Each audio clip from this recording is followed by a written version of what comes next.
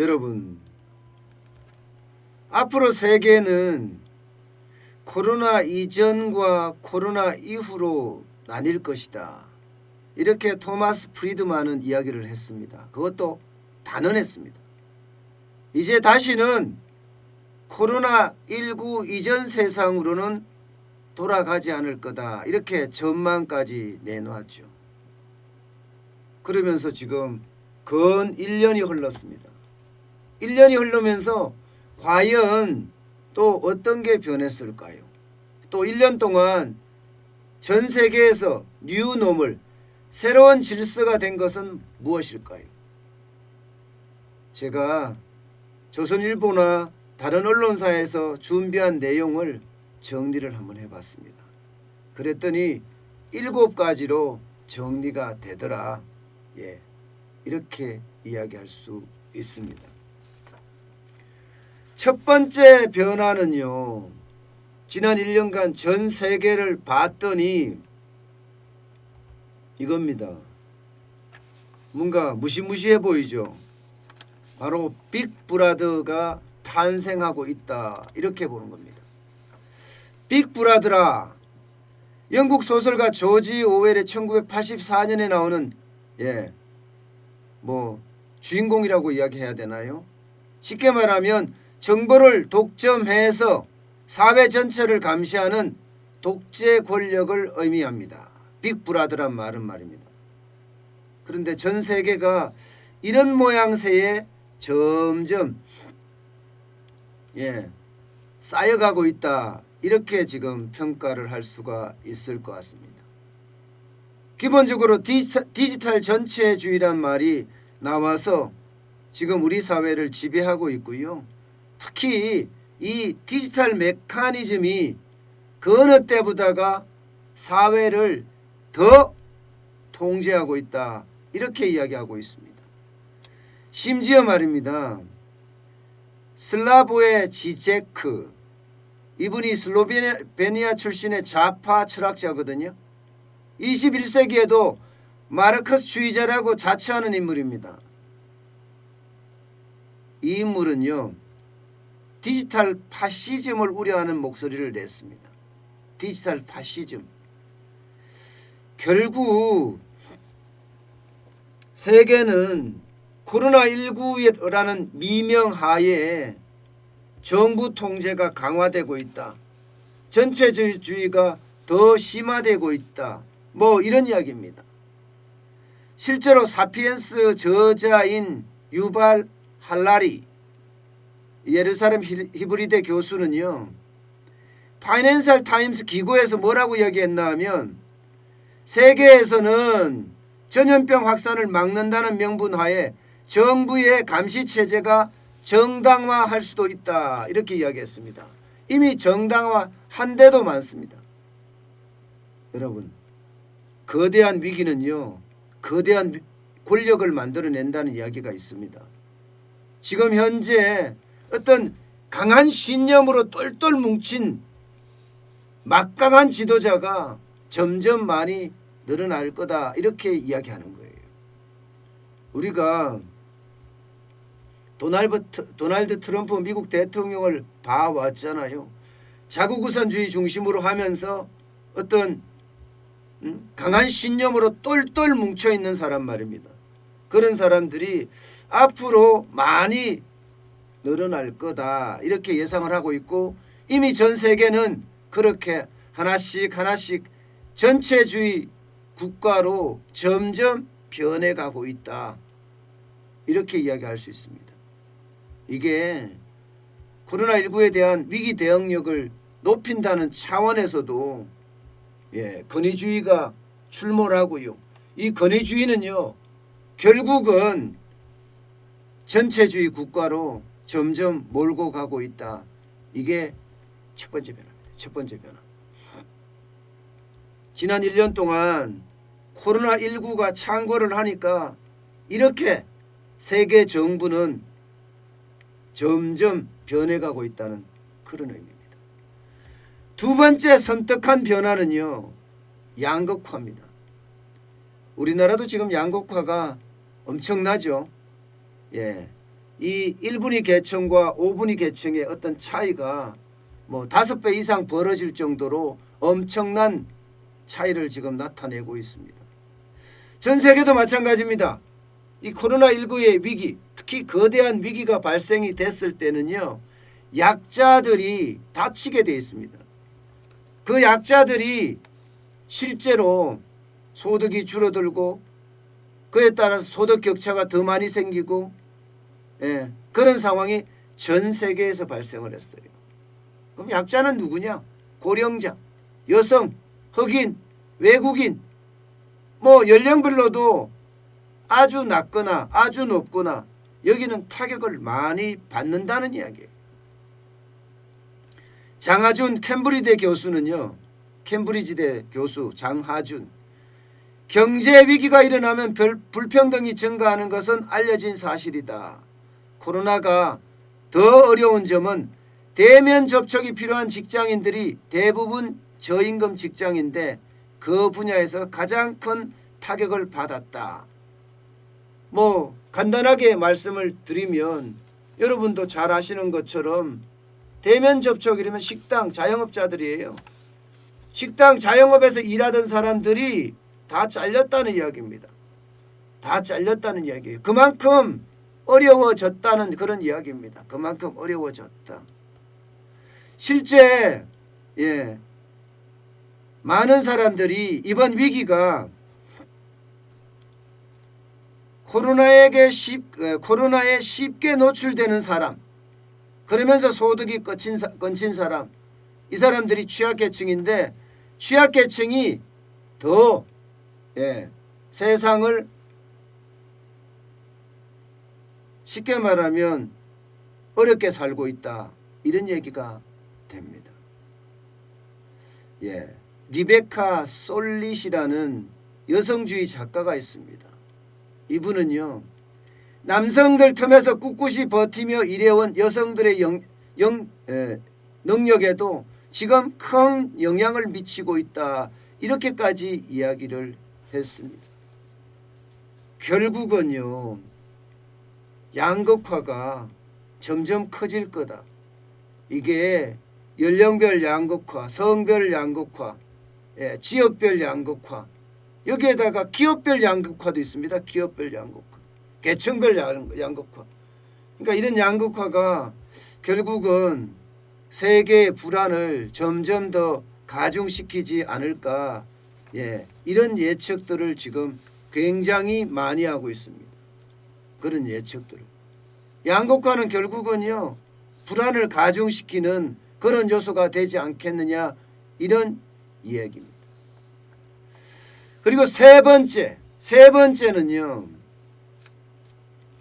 100% 탈세계화를 지목하고 있습니다. 에릭 존스 존 홉킨스대 교수는요, 코로나 사태로 글로벌화된 그 생산 방식이 결국은 취약성을 드러냈다.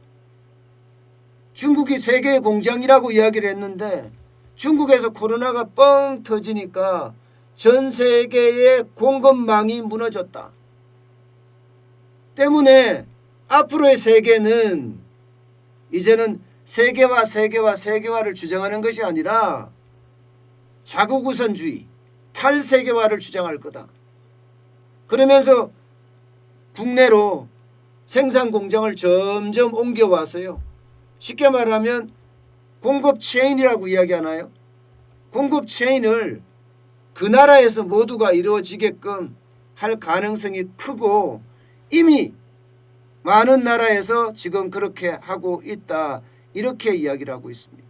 모두가 자국 중심 혹은 지역 중심으로 밸류체인, 가치사슬 자체가 재편될 것으로 그렇게 본다, 이렇게 이야기합니다. 지금 미국은 아메리칸 퍼스트, 다시 말해서 자국우선주의를 지금 버리지 않았습니다.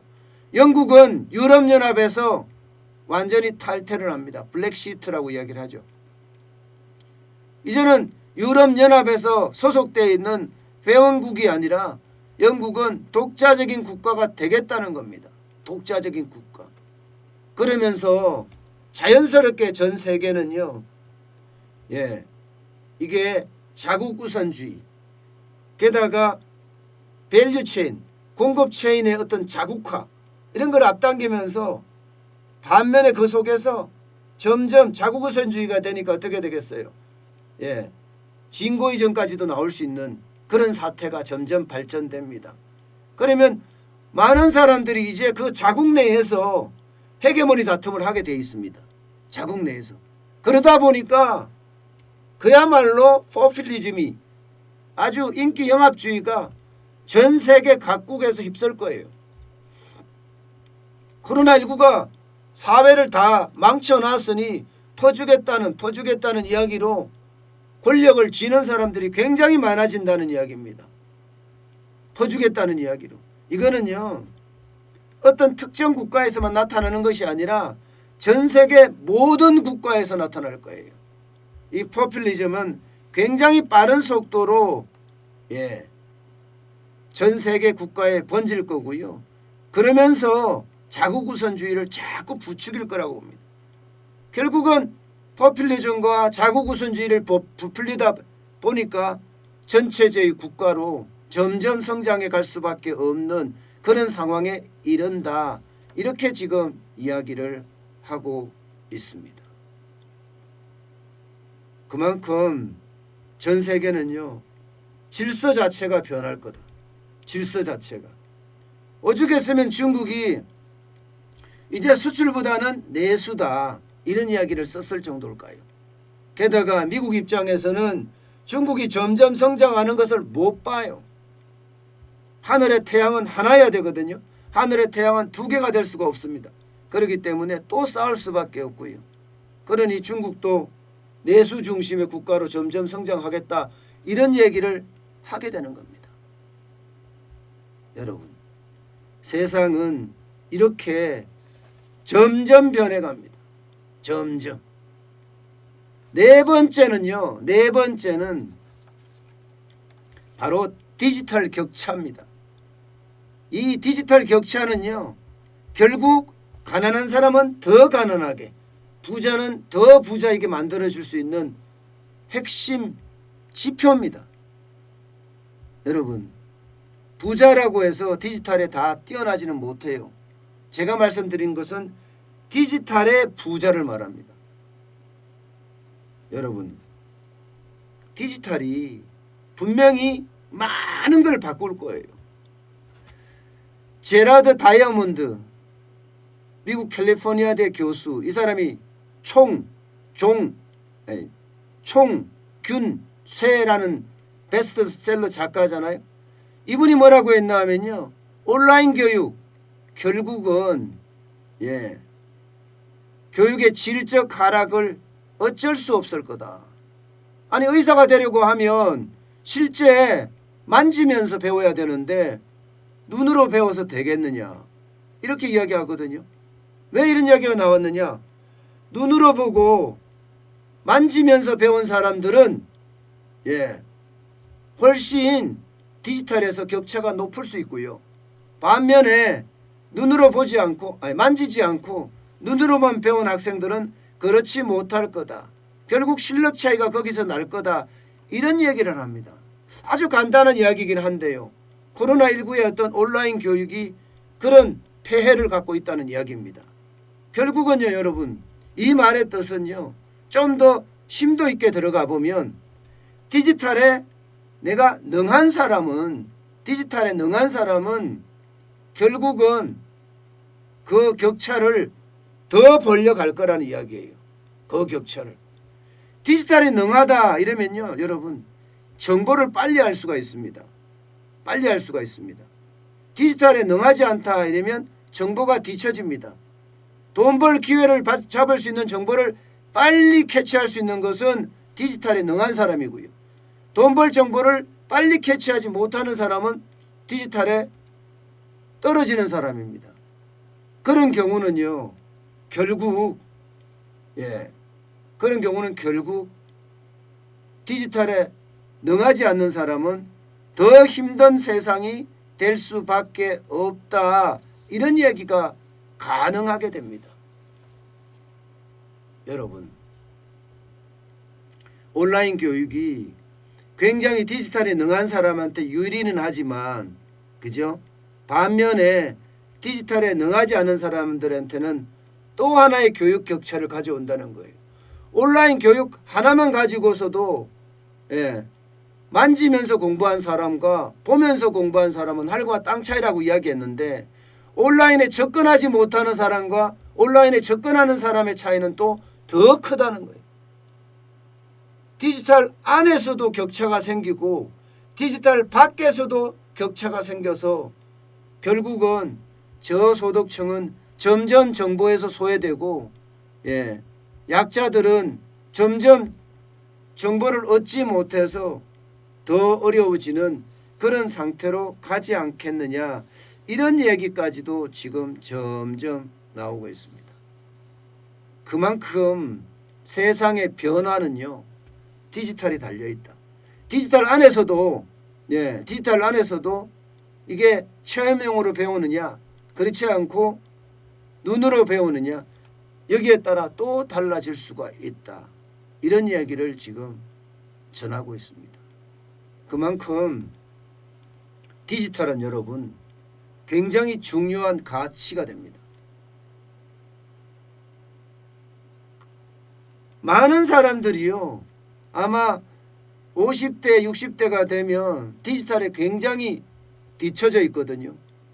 결국은 50대 60대도 마찬가지로 디지털에 그만큼 다가서야 된다, 이런 얘기도 가능하다는 얘기예요. 빨리 다가서지 않으면 50대 60대 더 뒤처지는 거 어쩌면 당연한 거 아니겠느냐, 이렇게까지 말입니다. 네, 다섯 번째입니다. 다섯 번째는요, 우리가 코로나19가 점점 세상을 뒤엎으면서 말입니다. 가족의 재발견이라는 새로운 사실이 하나 드러난 겁니다. 여러분, 코로나19 때문에 여러분도 알지만 외로움, 고독감, 고립감, 엄청난 우울감까지 불러왔죠. 코로나 블루라고 이야기할 만큼 그 고립감과 고독감은 어느 누구에게 위로받을 수가 없었습니다. 누구를 만날 수가 있어야죠. 위로를 받죠. 만날 수조차도 없으니까 결국은 혼자서 고독과 싸우고 어떻게 하면 고립에서 벗어나기 위해서 피나는 노력을 하고 이렇게 살아간다는 거예요. 마리오 루이스 스몰이라는 하버드대 교수가 사이언스 뉴스 기고에서 이런 이야기를 했습니다.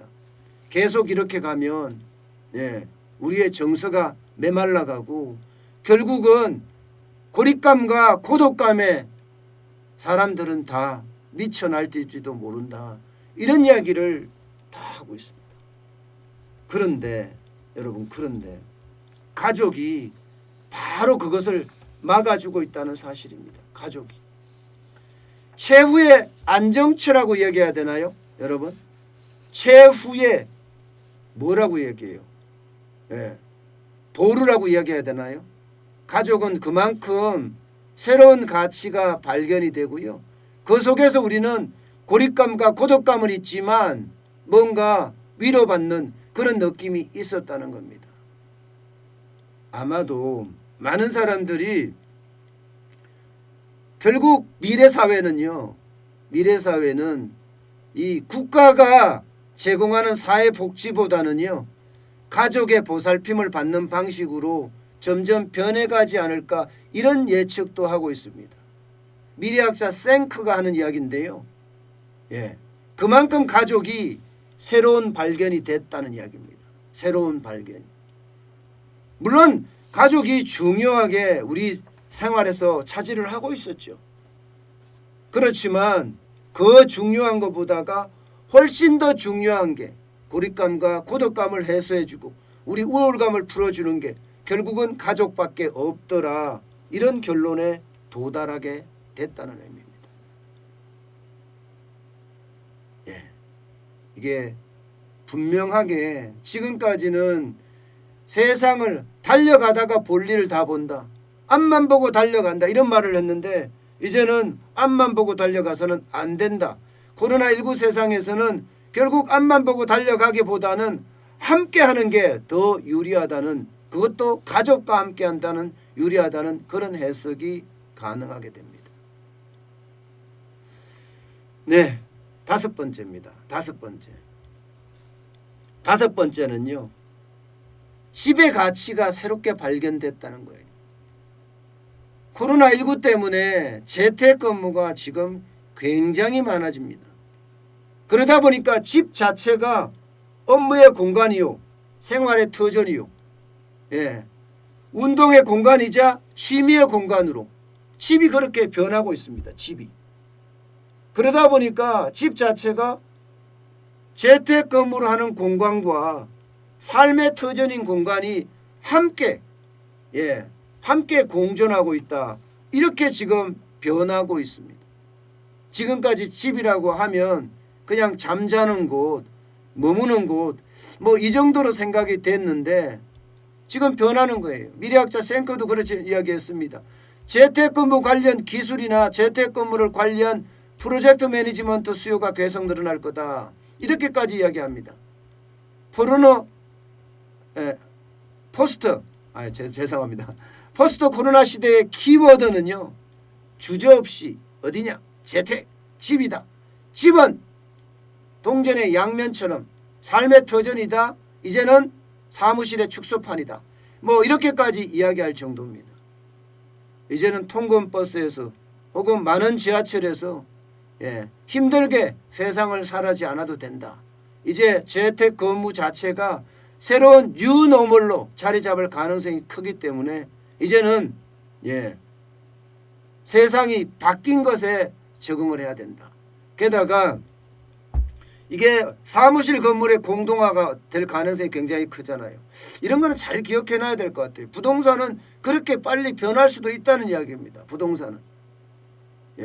이게 여러분 재택근무가 활성화되면 처음에 집의 어떤 구조적인 게 변하겠죠. 삶의 공간과 사무실의 공간이 분명히 나눠져야 될 테니까. 아이들이 성장하는 공간이 있을 거고 내가 일하는 공간이 있을 거고 이게 분명히 달라져야 되기 때문에 앞으로 주거 형태도 굉장히 많이 변하지 않을까 저는 그렇게 생각을 하고요. 그러면서 사무실에서 집의 어떤 집 사무실에서 변하는 그것 그게 많이 달라질 거다. 아니면 부동산을 지어지는 것도 달라질 겁니다. 지어지는 것도. 여기에다가 아마 시장도 오피스가 그만큼 많이 필요 없는 그런 구조로 변할 거잖아요. 그러면 시내에 있는 오피스들은 또 얼마나 많은 어떤 변화가 있을 거냐. 그것도 다시 한번 생각해 봐야 되는 그런 구조다. 이렇게 말씀드릴 수가 있습니다. 네, 마지막입니다. 마지막 7번째 섬뜩한 변화는요, 바로 친환경입니다. 탄소 제로입니다. 여러분들도 맑은 하늘을 굉장히 많이 봤을 거예요. 우리가 코로나19가 진짜 난리가 났을 때 3월, 4월, 올해는 아마 여러분들 뭐라고 이야기해야 돼요? 하늘이 흐린 거를 별로 보지 못했어요. 그죠? 하늘이 맑은 것만 봤습니다. 그만큼 공장이 문을 닫고 비행기가 뜨지 않고 자동차 통행량이 확 줄어드니까 공기가 깨끗해진 거예요. 중국에서 공장을 마구 돌리면 서울 하늘은 찌부둥하잖아요. 우리가 4월, 5월, 6월에 봤듯이 서울 하늘은 청명했습니다.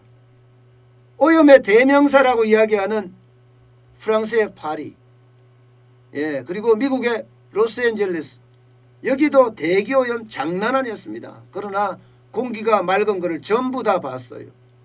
그러니 사람들의 요구는 이제는 환경에 대한 관점이 변할 거라는 거예요. 실제 화석연료를 사용하지 않아서 지구가 변하는 걸 봤거든요. 때문에 세상은 굉장히 많이 변할 거다. 그래서 온실가스 배출량을 어떻게 하면 줄일 것이냐, 거기에 대한 논의가 치열하게 전개될 거다, 이렇게 이야기합니다. 브리지트 라판 유럽대 연구소 교수는요, 말로만 하는 정부가 아니라 과학적 전문성으로 위기에 도전하는 그런 지도자가 나타날 거고, 그런 지도자가 나타나서 세상을 맑게 할 것이다, 뭐 이렇게까지 이야기할 정도입니다. 그만큼 친환경에 대한 이야기는요, 점점 우리 곁으로 더 빨리 다가오고, 그 친환경에 대한 요구가 우리 지도자들에게도 충분히 이야기가 될 거다, 이런 게 포스트 코로나 이후입니다. 여러분, 세상은요 진짜 빠르게 변합니다.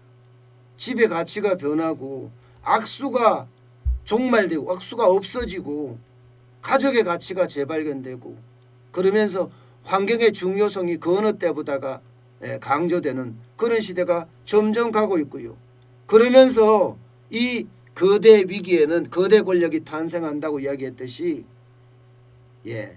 자국 중심주의 내지는 좀 더 심하게 이야기하면 독재도 여기저기서 나타나지 않을까. 그러면서 빅브라더라는 게 사실 독재거든요. 여기에 전체주의까지 합세가 되는 그런 시대가 점점 우리 곁으로 다가오고 있다, 이렇게 이야기할 수 있을 것 같습니다. 앞으로 이 7가지 섬뜩한 변화는요, 우리에게는 위기이기도 하지만 또 기회이기도 하다는 사실, 반드시 우리가 기억을 해야 될 것 같습니다.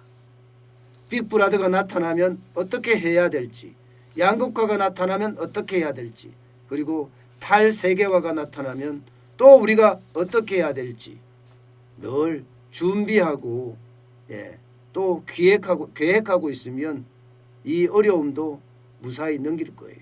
가족이 재발견되고, 집이 재발견되고, 그러면서 재택근무가 활성화되고, 친환경이 그 어느 때보다 중요해지는 그런 사회 말입니다.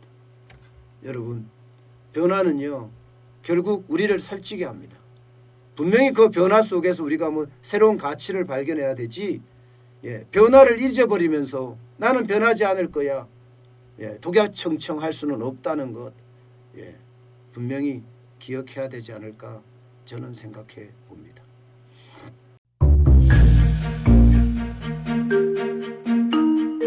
세종대왕과 샤넬 넘버5, 벤츠 자동차의 최고급 기종인 마이바흐의 공통점을 아시나요?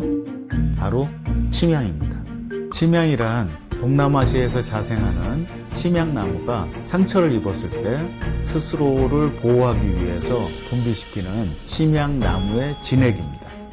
진침향은 태국산 침향과 러시아산 녹용, 그리고 국산 홍삼, 백봉령, 산수유, 당귀, 숙지향, 꿀로 이루어진 침향환으로 만성 피로나 또 스트레스, 기력이 저하된 직장인분들, 또 수험생들, 연세 드신 어르신분들이 드시면 좋은 환입니다. 진침향 여러분들께 자신있게 권해드립니다.